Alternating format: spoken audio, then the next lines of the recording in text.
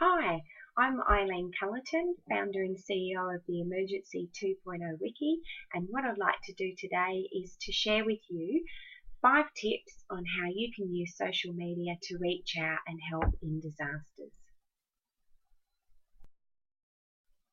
Now, when we watch disasters unfolding on the TV or on the internet, whether it's in our country or somewhere else across the world, we often want to help, but we don't know what to do, especially if we don't have cash to give. So what I'd like to share with you today are some tips on what you can do wherever you are using social media to reach out and help people in a disaster. Now, the examples that I'm going to be using relate to a bushfire crisis that's going on right now as I speak in Australia, in New South Wales, just near Sydney, and it's a very nasty bushfire. But these tips that I'm going to share with you, you can use for any type of disaster. So the 5 tips that I'll be walking you through today are: number 1, share official agency information. I'll show you how to do that, how to share preparedness tips, how to encourage first responders and volunteers, how to share appeal information, and of course sharing the Emergency 2.0 Wiki.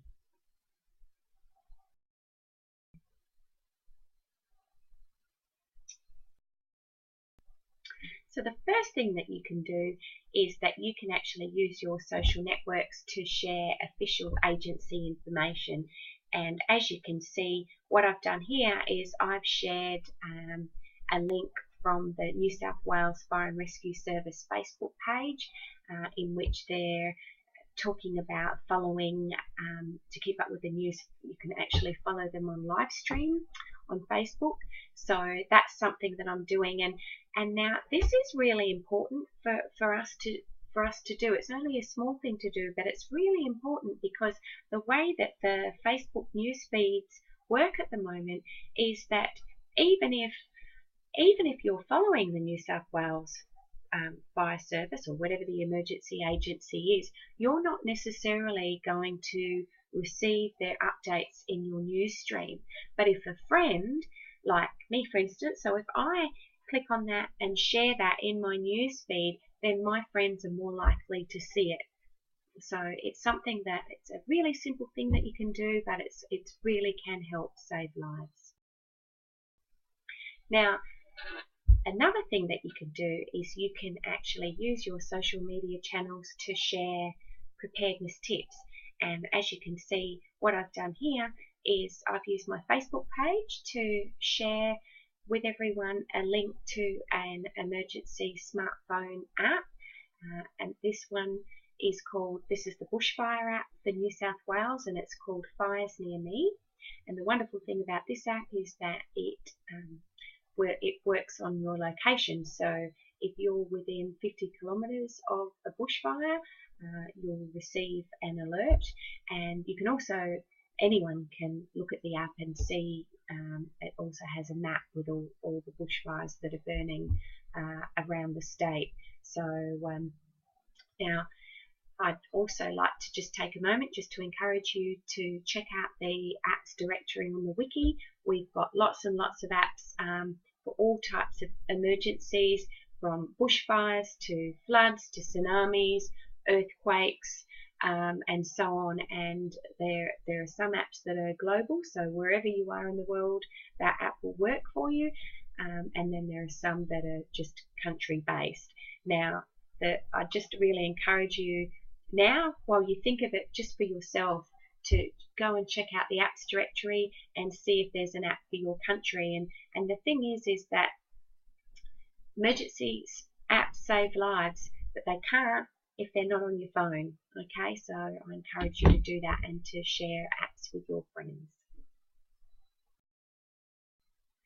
Now, another thing that you can do in terms of preparedness tips is you can encourage, if you do have friends or family that do have to evacuate for a disaster, encourage them to think about uploading important documents and photos and videos online up into the cloud.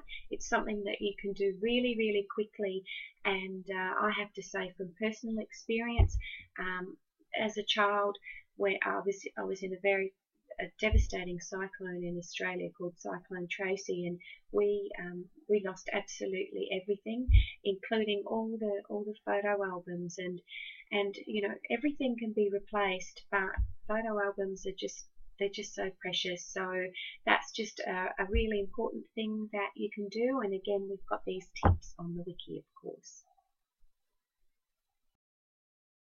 Oh, now I don't know if you can quite read that tweet, but it's saying that you can upload your important photos and everything to the cloud via Google Docs and also Dropbox. So if you hop onto the wiki as well, it'll give you links to do that.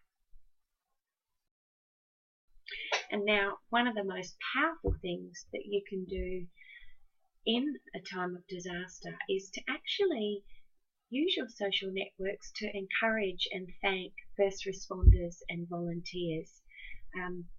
It's just amazing what a difference it makes to them, and I have to say, from attending disaster conferences, it's something that emergency services have shared, just what a difference it makes when people get onto their Facebook page and they say, "Go the fireys," which is what we call them down here in Australia, the fireys, and it really does make a difference. So even if you do that one small thing, it really does help. So I encourage you to get on and just say thank you.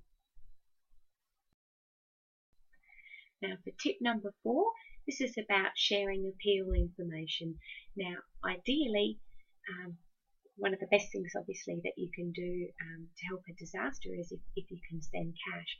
But if you can't, and many people can't, they're not in a position at this point in their lives. And so if you can't, one thing that you absolutely can do that really will help is to share Facebook appeals and also Twitter appeals and other social media appeals for donations. You can share that with your friends and with your social networks. What you're doing is you're really helping to raise the profile of that disaster and also to help the charity. And research has shown that I'm more likely to give to an appeal if someone sends me a post. A friend of mine sends me a post via Facebook, because there it is in front of me. And again, it's similar to what I was talking about before with emergency agencies, Facebook posts and things, is that they may be sending that information out to all their followers, but not everyone sees it because of the way the whole newsfeed thing works. So your one click can really make a difference in helping a disaster. And the 5th and last tip is to share the link to the Emergency 2.0 wiki, and there's a whole wealth of resources on there on how you can prepare for an emergency, how to use social media during an emergency and after the emergency, of course, because how you use social media in each of those phases is very different. We've got, you probably can't quite see it there, but that's where we've got our apps directory, and we've got videos, and we've got links to maps and all sorts of things. So we also have an accessibility toolkit, which is really, so if you know people who do have a disability and may have some issues accessing social media, then we've got a toolkit there that you can also send them the link to. So I encourage you to check out the wiki at www.emergency2wiki.org/wiki. Check it out and please share it with your friends. So that's it. Thank you very much for watching the video. You now have 5 tips on how you can use social media to reach out and help in disasters, whether it's in your own country or whether it's in another country on the other side of the planet, we can all reach out to help people in need in times of disaster. Thank you very much and have a great day.